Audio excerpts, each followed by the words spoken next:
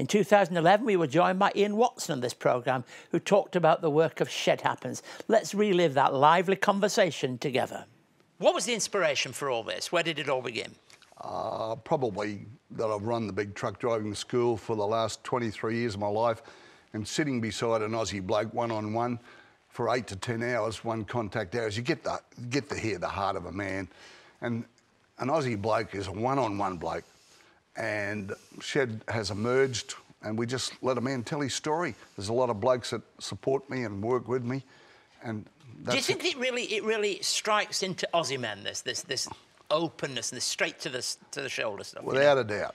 Yeah. Aussie blokes are one-on-one. We might make a lot of noise when we've had a few grogs in and we're in a group, but we're one-on-one and we're generally shy. We're very shy in our spirit, but I can tell you for sure and certain after 20 years, an Aussie male, deep down here, if you ask him and he trusts you and you say, have you any faith and belief in God? In the high 90s, he'll say, yes, but I don't go to church. And I say, I'm not talking about church, I'm asking you about the big fella. And they refer to him as the big fella bloke upstairs, no problem. The Aussie bloke is a really good bloke. And he wants to sort out life and do life well. He's a good man. So there's no fanfare about this. The only two objectives that you talk about, and they all know you as Watto, don't they, really? Yeah, the only two objectives, really, are people to have a good feed, presumably, you know, yeah, and also to have a deep and good chat. Well, you don't talk to an Aussie bloke and say you can't have a sausage or you can't do this and you can't do that. Give him a good burger. We even put a bit of bacon, we put a bit of an egg on our burgers to make them really better. And then an Aussie bloke, if he thinks there's any insincerities in it, he'll walk away.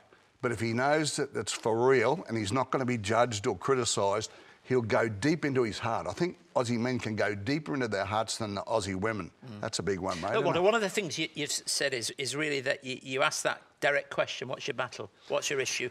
And there's hardly a man who hasn't got some issue. Oh, well, we've all got battles. No one misses out. It's just they've got different tags on it. But there's two things in talking to an Aussie male. Just usually ask him this question.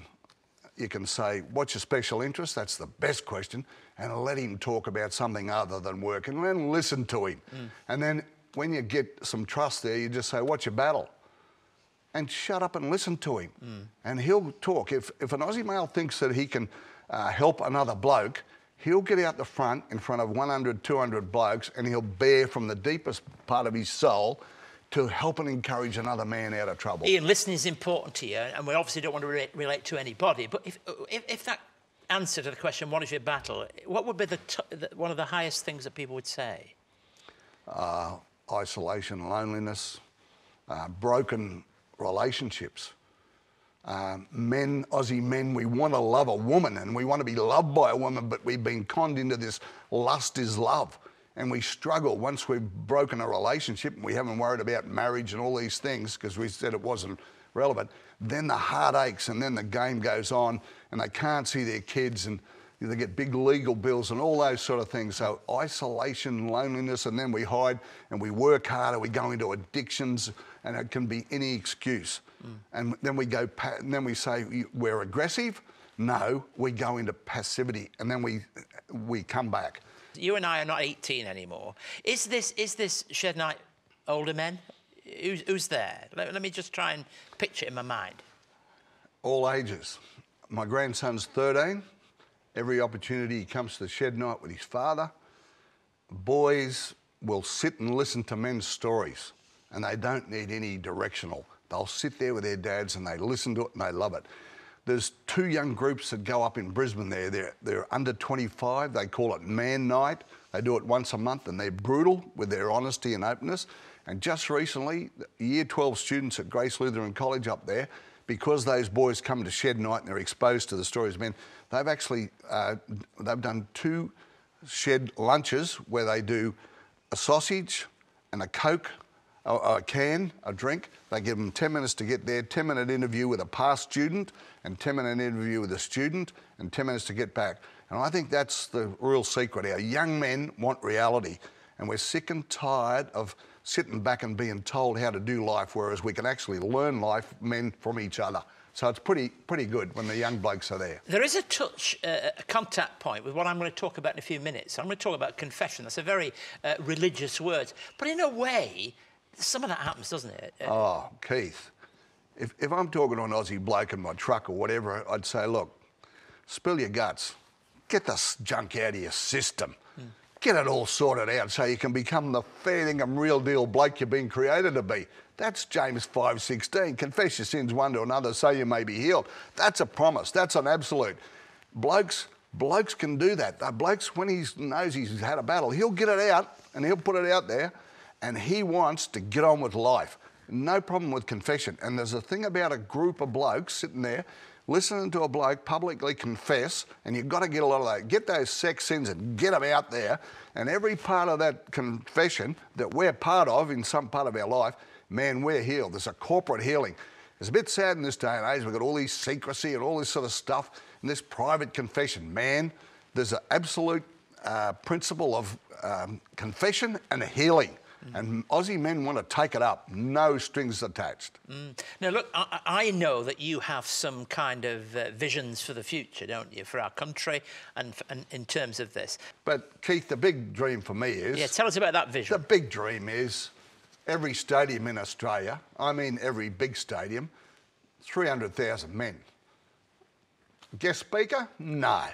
What we do at Shed Night, every bloke's got a story, every bloke's a champion. There's a part of every man that we want to hear.